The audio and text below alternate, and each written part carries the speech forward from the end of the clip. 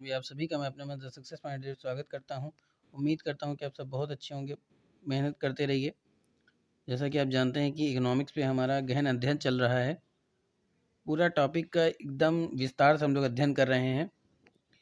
YouTube पे आपको बहुत से चैनल मिल जाएंगे, लेकिन ऐसे चैनल आपको नहीं मिलेगा, ऐसे वीडियो आपको देखने को नहीं मिलेगी। बहुत ही महत्वपूर्ण टॉपिक को मैं लेके आया हूँ अर्थशास्त्र के अंतर्गत। और भारत का की अर्थव्यवस्था पे हमारा अध्ययन चल रहा है।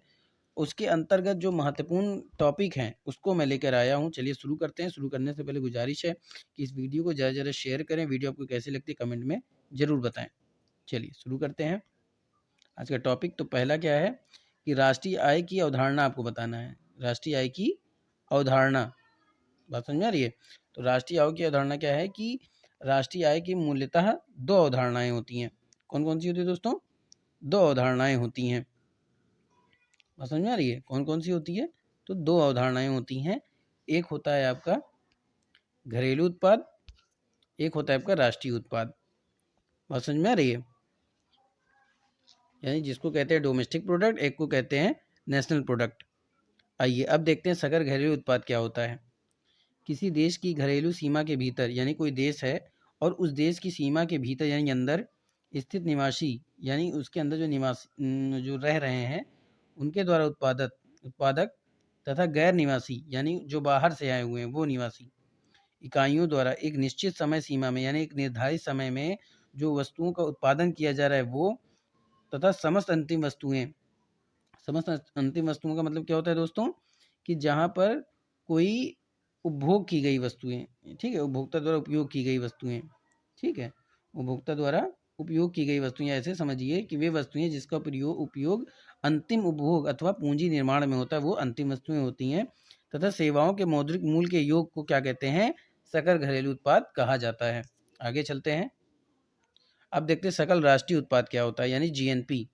किसी देश की घरेलू सीमा में तथा बाहर, यानी एक देश की सीमा है और उसके बाहर जो निवासी रहते हैं उनके द्वारा उत्पादित एक निश्चित समय में जो वस्तुएं हैं वो, और अंतिम वस्तुएं तथा सेवाओं के मौद्रिक मूल्य के योग को सकल राष्ट्रीय उत्पाद कहते हैं।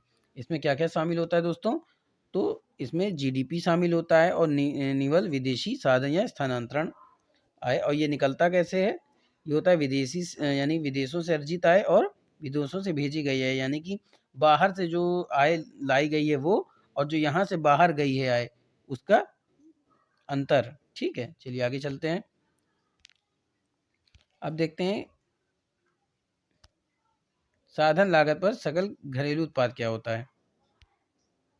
ठीक है दोस्तों, तो साधन लागत पर सकल घरेलू उत्पाद, आइए उसकी बात कर लेते हैं। किसी वस्तु या सेवा के उत्पादन में उपभोग या प्रयुक्त उत्पादक कारकों के संपूर्ण मूल्यों को साधन लागत कहा जाता है। यानी कि किसी वस्तु या सेवा के उत्पादन में, यानी कोई वस्तु है के उत्पादन में उपभोग या प्रयुक्त उत्पादक, यानी कि जो उसको उत्पादित कर रहा है उसके द्वारा जो संपूर्ण मूल्य लगाया जा रहा है उसको क्या कहते हैं? साधन लागत कहा जाता है।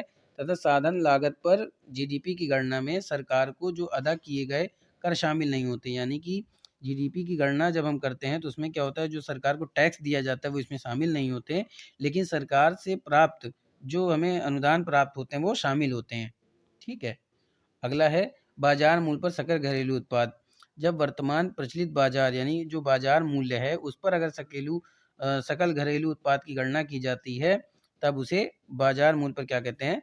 सकल घरेलू उत्पाद कहा जाता है। दोस्तों आगे चलते हैं। साधन लागत पर सकल राष्ट्रीय उत्पाद। जब जीएनपी की गणना उत्पादक कारकों के मौद्रिक मूल्य के आधार पर की जाती है तब इसे क्या कहते हैं? साधन लागत पर सकल राष्ट्रीय उत्पाद कहा जाता है। ठीक है, अगला है बाजार मूल्य पर सकल राष्ट्रीय उत्पाद। यानी कि बाजार मूल्य पर सकल राष्ट्रीय उत्पाद क्या होगा? तो जब वर्तमान मान लीजिए कि जो बाजार मूल्य पर जीएनपी की गणना की जाती है तब जब उसे बाजार मूल्य पर सकल घरेलू उत्पाद कहते हैं। यानी कि जब जीएनपी की गणना की जाए उस वक्त क्या होगा? वो बाजार मूल्य पर अगर की जाती है जीएनपी की गणना तो वो क्या होगा? सकल राष्ट्रीय उत्पाद होगा। दोस्तों आगे चलते हैं। अब अंतर देखते हैं। तो जीडीपी क्या होता है कि ग्रॉस डोमेस्टिक प्रोडक्ट होता है और एक होता है ग्रॉस नेशनल प्रोडक्ट। जीडीपी में देखते हैं तो इसमें क्या होता है कि इसमें वार्षिक प्रतिशत परिवर्तन अर्थव्यवस्था में वृद्धि दर को बताता है। इसमें जो वार्षिक प्रतिशत यानी सालाना जो प्रतिशत में जो परिवर्तन हो रहा है वो अर्थव्यवस्था के वृद्धि दर को बताता है। अगला क्या है कि अंतर्राष्ट्रीय मुद्रा कोष तथा विश्व बैंक अपने सदस्य देशों का तुलनात्मक विश्लेषण इसी के आधार पर करता है। यानी आईएमएफ जो है वो और विश्व बैंक जो है वो सदस्य देशों का अगर अध्ययन करता है, अर्थव्यवस्था का तुलनात्मक अध्ययन करता है, उसका विश्लेषण निकालता है, तो इसी के आधार पर करता है दोस्तों, ठीक है। और नेशनल प्रोडक्ट की बात करें तो या किसी देश या शेष विश्व की परस्पर आर्थिक निर्भरता, यानी कि कोई देश जो है या कोई विश्व जो है वो मतलब आय के ऊपर या पैसे के ऊपर या पूंजी के ऊपर कितना निर्भर करता है, वही आपका क्या होता है, आर्थिक निर्भरता को दर्शाता है। फिर इसमें क्या है कि इसी आधार पर अंतर्राष्ट्रीय मुद्रा कोष या विश्व के देशों के रैंकिंग तय करता है। यानी जो अंतर्राष्ट्रीय मुद्रा कोष है वो विश्व के सभी देशों की क्या करता है, रैंकिंग देता है, जो कि पीपी पर आधारित होती है, यानी ग्रॉस नेशनल प्रोडक्ट पर आधारित होती है, ठीक है। चलिए आगे चलते हैं। अब देखते हैं निवल धारणाएं क्या होती हैं, ठीक है दोस्तों। निवल धारणाएं, जब सकल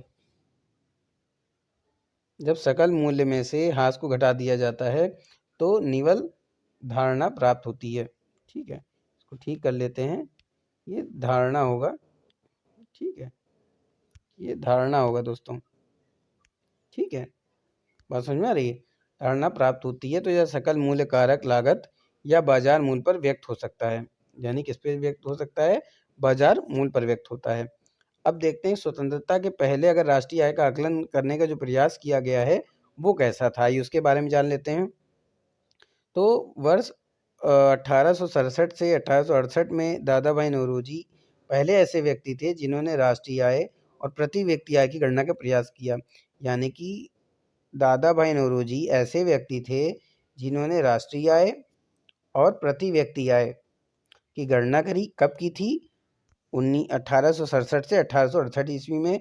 दोस्तों ये 3 पॉइंट आप हमेशा याद रखिएगा कि स्वतंत्रता पूर्व राष्ट्रीय आय आकलन का प्रयास किसने किया था, दादा भाई नौरोजी ने किया था। कब किया था, 1867 से 68 ईस्वी में किया था। किन चीज़ों पे किया था, तो राष्ट्रीय आय और प्रति व्यक्ति आय की गणना की थी।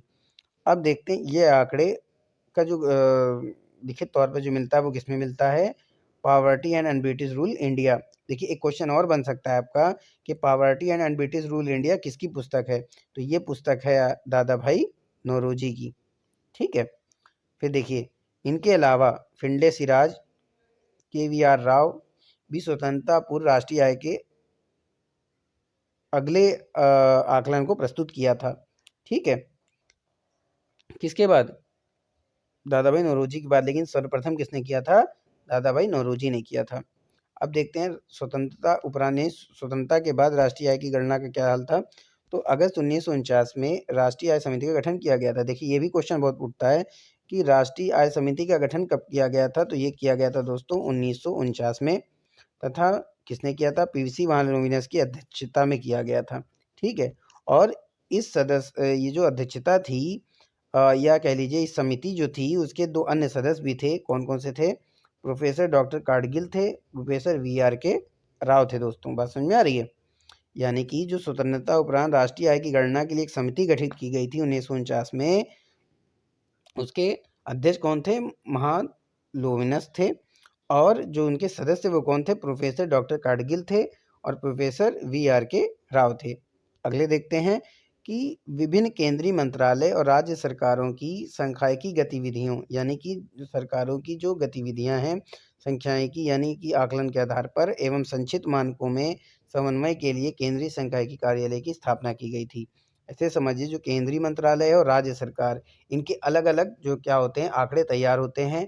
उन आंकड़ों से संबंधित मानकों में क्या कहते हैं, समन्वय स्थापित करने के लिए क्या किया था कि केंद्रीय सांख्यिकी संगठन की स्थापना की गई थी।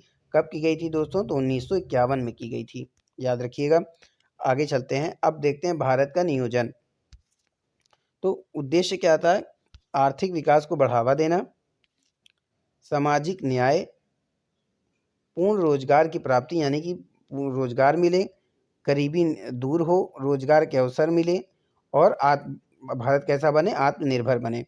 अगला क्या है, निवेश एवं पूंजी को बढ़ावा देना, यानी कि जैसे किसी चीज़ में निवेश दे रहे हैं या उसकी पूंजी निर्माण कर रहे हैं उसको बढ़ावा दे रहे हैं, या फिर वितरण एवं क्षेत्रीय विषमता दूर करना, यानी कि क्षेत्रीय विषमता यानी कि एक क्षेत्र से दूसरे क्षेत्रों में जो अलग-अलग विषमताएँ पाई जाती हैं उनको दूर करना, मानव संसाधन का विकास करना एवं निजीकरण करना, उदारीकरण एवं वैश्वीकरण के दौर में गरीबों को सुरक्षा प्रदान करना। यानी कि जब मानव संसाधन का विकास हो रहा है और निजीकरण हो रहा है तो उस कंडीशन में जो गरीब तबका है उसको सुरक्षा मिल सके, ये भी उनका प्रमुख उद्देश्य था। अगले क्या था कि तीव्र आर्थिक विकास के साथ यानी तेजी से अगर वो इकोनॉमी बढ़ रही है, इकोनॉमी प्रोग्रेस कर रही है, तो उसके साथ समावेशी विकास की संकल्पना, ठीक है। भारत में आर्थिक नियोजन के जो प्रमुख उद्देश्य रहे हैं, उनकी प्राप्ति के लिए भारतीयों द्वारा यानी स्वतंत्रता के पहले से ही प्रयास किए गए। उनकी परिणति स्वतंत्रता उपरांत देश में लागू की, यानी कि उसको लागू कब किया गया था? वो स्वतंत्रता के बाद लागू किया गया था और लागू करने के लिए क्या किया गया था कि कुछ पंचवर्षीय योजनाएँ बनाई गई थी दोस्तों। वो पंचवर्षीय योजनाएँ बना कर के उनके उद्देश्यों को क्या किया गया था? लागू किया गया था। आइए अब उसको देख लेते हैं। तो स्वतंत्रता पूर्व देश में आर्थिक नियोजन का प्रस्ताव देखते हैं। तो 1934 में क्या आता है कि सर्वप्रथम एवं विश्वेरिया ने अपने पुस्तक ब्रांड यानी विश्वेरिया एक राइटर थे, उन्होंने क्या किया कि अपनी पुस्तक प्लान्ड इकोनॉमी फॉर इंडिया में देश में आर्थिक नियोजन यानी आर्थिक को बढ़ाने के लिए जो नियोजन बनाई जा रही है, उसके बारे में प्रस्ताव रखा, ठीक है। अगला 1938 में सुभाष चंद्र बोस की अध्यक्षता में एक हरिपुरा अधिवेशन हुआ था, जिसमें जवाहरलाल नेहरू ने अध्यक्षता की थी, ठीक है। और राष्ट्रीय आयोजन समिति की नियुक्ति की गई और समिति के द्वारा क्या किया गया कि प्रयुक्त योजना को कांग्रेस योजना भी कहते हैं, यानी इन्होंने एक समिति बनाई, उस समिति को क्या कहते हैं? प्रयुक्त योजना को क्या कहते हैं? कांग्रेस योजना कहते हैं। अगला आता है 1944 में, तो मुंबई के 8 प्रमुख व्यापारियों ने कौन-कौन से? A plan of economy development for India तैयार किया, यानी कि 8 प्रमुख व्यापारियों ने क्या किया? ग्रुप बनाया, उसका नाम क्या रखा कि a plan of economy development for India तैयार किया, जिसे मुंबई प्लान के नाम से भी जाना जाता है। इस टाटा बिरला प्लान भी कहा जाता है। इसके प्रमुख सदस्य कौन थे? तो जीआरडी टाटा थे, बिरला थे, लाला श्री राम थे, कस्तूरभाई लाल भाई थे, एडी श्रॉफ थे तथा जॉन मथाई थे। बात समझ आ रही है दोस्तों? चलिए आगे चलते हैं। अब इसी से रिलेटेड कुछ तथ्य देख लेते हैं। तो अर्देशीर दलाल की देख-रेख में आयोजन तथा विकास विभाग स्थापित किया गया था। यानी कि आयोजन और विकास विभाग इसकी जो स्थापना की गई थी, वो किसके देख-रेख में की गई थी? आदर्शीय दलाल की देख-रेख में। और इसी वर्ष श्रीमन नारायण द्वारा गांधी योजना प्रस्तुत की गई थी, ठीक है। गांधी योजना भी इसी समय प्रस्तुत किया गया था। 1945 में सीएम एन रॉय ने जन योजना प्रस्तुत की। देखिए क्वेश्चन बन सकता है कि जन योजना को किसने प्रस्तुत किया था? तो सीएन राय ने प्रस्तुत किया था। कब किया था? 1945 में किया था दोस्तों, ठीक है। और जयप्रकाश नारायण द्वारा सर्वोदय प्लान का प्रस्तुत किया गया था, तो ये प्रस्तुत किया गया था 1950 में दोस्तों। बात समझ में आ रही है? देखिए बहुत ही महत्वपूर्ण प्रश्न है। अब देखते हैं स्वतंत्रता के बाद आर्थिक योजना। तो देखिए वर्ष 1950 में सलाहकार योजना बोर्ड की सिफारिश पर 15 मार्च 1950 को योजना आयोग का गठन किया गया, जिसके अध्यक्ष कौन थे? पंडित जवाहरलाल नेहरू। यानी कि योजना सलाहकार बोर्ड की सिफारिश पर योजना आयोग का गठन कब किया गया था? 15 मार्च 1950 को किया गया था। और इसके अध्यक्ष कौन थे? तो पंडित जवाहरलाल नेहरू थे। उपाध्यक्ष कौन थे? गुलजारी लाल नंदा थे। लेकिन आगे आने वाले समय में 1 जनवरी 2015 से नीति आयोग की स्थापना की गई, यानी योजना आयोग का नाम बदल के क्या कर दिया गया? नीति आयोग। और योजना आयोग को औपचारिक रूप से क्या कर दिया गया? समाप्त कर दिया गया दोस्तों। बात समझ में आ रही है? चलिए आगे देखते हैं। अब पंचवर्षीय योजनाएं शुरू हुई। कई पंचवर्षीय योजनाएं हुई। पहली पंचवर्षीय योजना देखते हैं, जिसका समय क्या था? 1951 से 1956। और ये किस मॉडल पर आधारित था? तो हेराल्ड डोमर मॉडल पर आधारित था। और कृषि को प्राथमिकता दी गई। योजना सफल भी रही तथा इसने लक्ष्य से ज़्यादा विकास दर हासिल की, ठीक है। आगे चलते हैं। इसमें समुदाय विकास कार्यक्रम 1952, राष्ट्रीय प्रसार योजना, अनेक सिंचाई परियोजना जैसे बांगड़ नांगल परियोजना, व्यास परियोजना, दामोदर घाटी परियोजनाएं भी शुरू की गई। यानी बांगड़ा नांगल परियोजना, व्यास परियोजना, दामोदर घाटी परियोजना कब शुरू हुई? प्रथम पंचवर्षीय योजना में शुरू हुई दोस्तों। ये भी आपका प्रश्न बनता है। द्वितीय पंचवर्षीय योजना की बात करें तो 1956 से 1961 में चला था दोस्तों ये। कब चला था? 1956 से 1961 में। और ये पीसी मालविनस मॉडल पर आधारित थी। इसका उद्देश्य क्या था? समाजवादी समाज की स्थापना करना, भारी उद्योग और खनिजों को प्राथमिकता देना। इस योजना में दुर्गापुर, भिलाई, राउरकेला इस्पात कारखानों की स्थापना की गई। एक क्वेश्चन बनता है दोस्तों कि दुर्गापुर, भिलाई और राउरकेला इस्पात कारखाने की स्थापना किस पंचवर्षीय योजना में हुई? तो ये द्वितीय पंचवर्षीय योजना में हुई दोस्तों। ठीक है, आगे देखते हैं तृतीय पंचवर्षीय योजना। इसका समय क्या था दोस्तों? 1961 से 1966। देश की अर्थव्यवस्था को आत्मनिर्भर बनाने तथा स्वतः स्फूर्ति अवस्था में पहुंचाने का जो लक्ष्य के साथ शुरू की गई थी, यह योजना सुखमय चक्रवर्तों के प्लानिंग मॉडल पर आधारित मानी जा सकती है। यानी कि इस देश की अर्थव्यवस्था को आत्मनिर्भर बनाने के लिए तथा स्वपूर्ति अवस्था में पहुंचाने के लिए एक लक्ष्य बनाया गया। और यह योजना क्या थी? सुखमय चक्रवर्तों के, यानी कि सुखमय समझ लीजिए चक्र के रूप में प्लानिंग मॉडल पर आधारित थी। इसमें किसको बल दिया गया था? तो कृषि को बल दिया गया था, यानी कृषि पर दिया गया था। और यह योजना अपना लक्ष्य प्राप्त करने में विफल रही थी। इसके प्रमुख कारण क्या था? यानी जो तृतीय पंचवर्षीय योजना है उसके विफल का क्या कारण था दोस्तों? ये भी पूछा जा सकता है। तो प्रथम भारत चीन युद्ध 1962, भारत पाक युद्ध 1965 और भारत पाक युद्ध 1965 से 66। बात समझ आ रही है? ऐसे समझिए कि भारत चीन युद्ध 1962, भारत पाक युद्ध 1965, ठीक है। और 1965 और 66 के बीच में जो अकाल पड़ा था, उसके वजह से तृतीय पंचवर्षीय योजना विफल रही थी दोस्तों। तो दोस्तों उम्मीद करता हूँ कि आज का शानदार सेशन आपको बहुत ही पसंद आया होगा, लाजवाब सेशन था। फटाफट से इसको शेयर कर दीजिए। वीडियो आपको कैसी लगती है कमेंट में ज़रूर बताएं। फिर मिलेंगे आगे के महत्वपूर्ण टॉपिक के साथ। तब तक के लिए wish you all the best. Thank you.